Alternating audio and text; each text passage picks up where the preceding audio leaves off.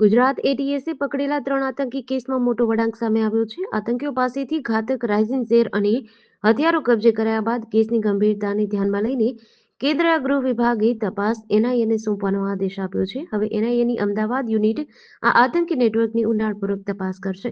November 2025માં Gujarat એટીએસે આતંકી doctor Ahmed Syed, આઝાદ સુલેમાન અને સુહેલની UAPA હેઠળ ધરપકડ કરી હતી.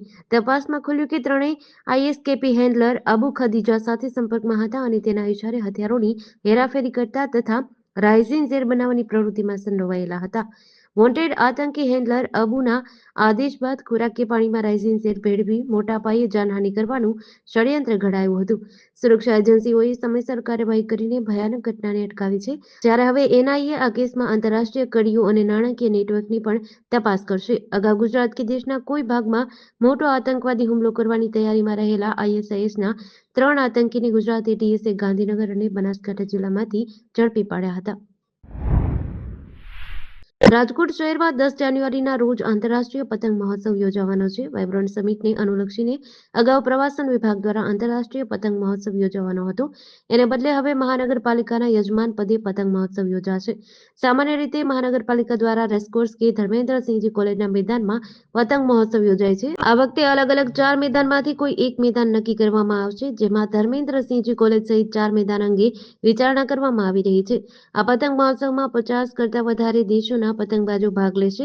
આગામી 11 જાન્યુઆરીએ રાજકોટની મારવાડી કોલેજમાં ગુજરાત રિજનલ વાયબ્રન્ટ સમિટનું આયોજન થવાનું છે, જેના ઉદ્ઘાટન માટે વડાપ્રધાન મોદી 11 જાન્યુઆરીના રોજ બપોરે રાજકોટ આવી રહ્યા છે.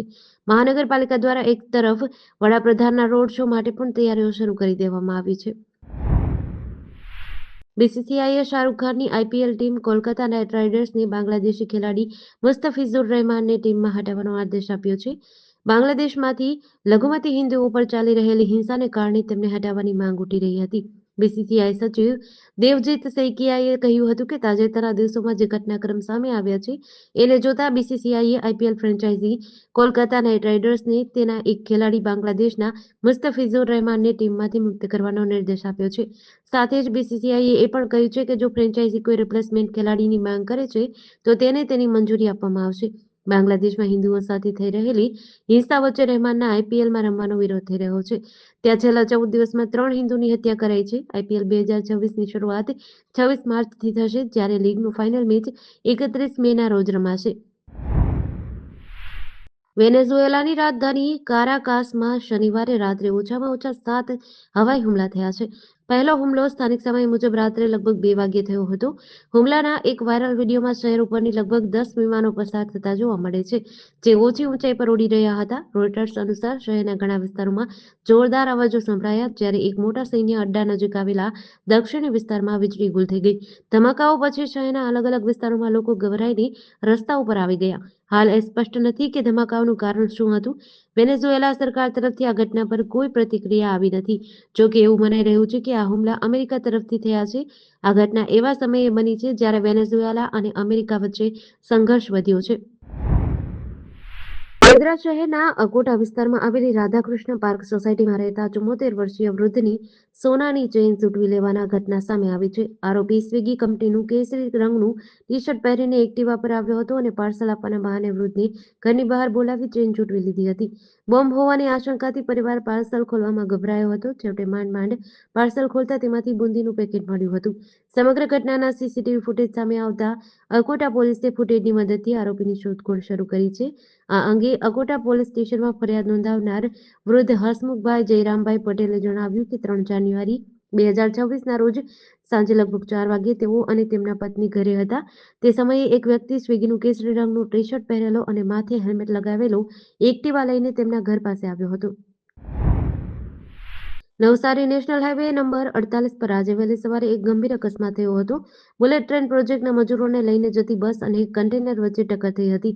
આ દુર્ઘટનામાં 10થી વધુ શ્રમિકોને ઈજા પહોંચી હતી. પ્રાથમિક વિગતો અનુસાર બુલેટ ટ્રેનના મજૂરોને લઈને જતી બસ હાઈવે પરથી પસાર થતી હતી, ત્યારે એક કન્ટેનર ચાલકે બેફામ ગતિએ ઓવરટેક કરવાનો પ્રયાસ કર્યો.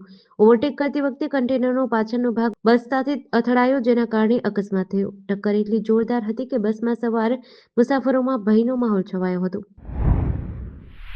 હળવદમાં યુવતી સાથે સંબંધ હોવાની શંકાના આધારે 3 શખ્સોએ એક યુવાનના ઘરમાં ઘૂસીને તેના પિતા પર તલવાર વડે હુમલો કર્યો હતો. આ હુમલામાં યુવાનના પિતાને માથાના ભાગે ગંભીર ઈજા થઈ હતી. હુમલાખોરોએ યુવાનની માતા અને બહેનને પણ ધોકા વડે માર માર્યો હતો અને જાનથી મારી નાખવાની ધમકી આપી હતી. આ ઘટના હળવદ માર્કેટયાર્ડ સામેના ભાગમાં રહેતા મુકેશભાઈ રતનજીભાઈ બારૈયાના ઘરે બની હતી. મુકેશભાઈએ હળવદ તાલુકા પોલીસ સ્ટેશનમાં ગોપાલભાઈ લીલાભાઈ કોળી, મનસુખભાઈ લીલાભાઈ કોળી અને મહેશ ઉર્ફે મલો ભોલાભાઈ કોળી વિરુદ્ધ ફરિયાદ નોંધાવી છે. નવસારીના ચાપલધરા ગામમાં દક્ષિણ ગુજરાત વીજ કંપનીના હાઈટેન્શન વાયર તૂટવાના કારણે 3 ખેડૂતોની આશરે 200 ટન શેરડી બળીને ખાખ થઈ ગઈ. આ ઘટના 27 સપ્ટેમ્બરે બની હતી, પરંતુ 1 વર્ષ વીતી ગયા છતાં ખેડૂતોને હજુ સુધી વળતર મળ્યું નથી, જેના કારણે તેમની ચિંતા વધી છે. વાંસદા તાલુકાના ચાપલધરા ગામના ખેડૂતો નરેન્દ્રસિંહ પરમાર, નીરવસિંહ પરમાર અને હરીસિંહ પરમારે કુલ 5 વીઘા જમીનમાં શેરડીનો પાક ઉગાડ્યો હતો. ગત 27 સપ્ટેમ્બરની બપોરે ભારે પવન ફૂંકાતા નરેન્દ્રસિંહ પરમારના ખેતરમાંથી પસાર થતી ડીજીવીસીએલની 1100 વોલ્ટની હાઈટેન્શન લાઇનનો એક વાયર તૂટીને ઊભા પાક પર પડ્યો, જેના કારણે શેરડીના ખેતરમાં આગ લાગી અને સમગ્ર પાક બળી ગયો. આ ઘટના બાદ ખેડૂતોએ ડીજીવીસીએલ પાસેથી વળતરની માંગ કરી હતી અને જરૂરી દસ્તાવેજો સુપરત કર્યા હતા. ડીજીવીસીએલ દ્વારા ખેતરોની મુલાકાત લઈ પંચક્યાસ કરવામાં આવ્યો હતો.